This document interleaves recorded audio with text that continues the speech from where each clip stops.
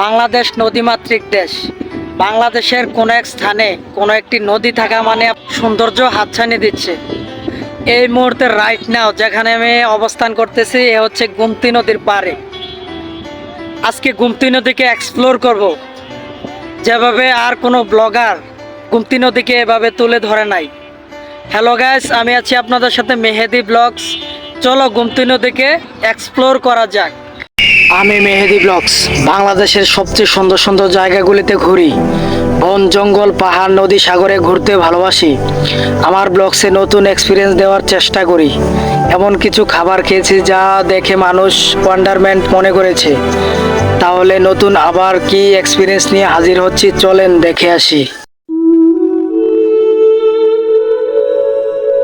গোমতী নদী, যা বাংলাদেশ ভারতের একটি আন্তঃসীমান্ত নদী। নদীটি বাংলাদেশের দক্ষিণ পূর্বাঞ্চলের কুমিল্লা জেলার একটি নদী। নদীটির দৈর্ঘ্য 95 কিলোমিটার, গড় প্রস্থ 65 মিটার এবং নদীটির প্রকৃতি সর্পিলাকার। বাংলাদেশ পানি উন্নয়ন বোর্ড বা পাবো কর্তৃক গোমতী নদীর প্রদত্ত পরিচিতি নম্বর দক্ষিণ পূর্বাঞ্চলের 4 নং নদী। গোমতী নদী ভারতের ত্রিপুরা রাজ্যের উত্তর পূর্ব পার্বত্য অঞ্চলের ডুমুর নামক স্থানে উৎপন্ন হয়ে পার্বত্য ভূমির মধ্য দিয়ে সর্পিল পথ প্রায় 150 কিলোমিটার অতিক্রম করে কুমিল্লা সদর উপজেলার গোলাবাড়ি টিক্কাচর কাপ্তান বাজারের কাছ দিয়ে বাংলাদেশ প্রবেশ করেছে।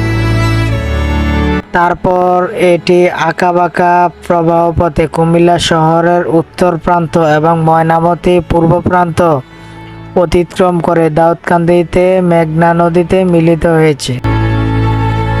গোমতী নদীর তীব্র খরাস্রোত কুমিল্লা এর প্রবাহমাত্রা 100 থেকে 2000 কিউসেক পর্যন্ত ওঠানামা করে। গোমতী নদীতে সবচেয়ে স্পেশাল হচ্ছে ট্রেন রোড দেখা। ঘন্টার পর ঘন্টা একটি করে ট্রেন আসা আপনাকে অনেক মুগ্ধ করবে। গোমতী নদীর পাড়ে অনেক কফি হাউস রয়েছে, যেখানে মানুষ গিয়ে বিকেলের অবসর সময় কাটায়। প্রিয়জন ও স্বজন নিয়ে অবসর সময় কাটায়। গোমতী নদীর পাশ দিয়ে যে রাস্তাটি বয়ে গেছে এটা সরাসরি বাংলাদেশ টু ভারত চলে গিয়েছে।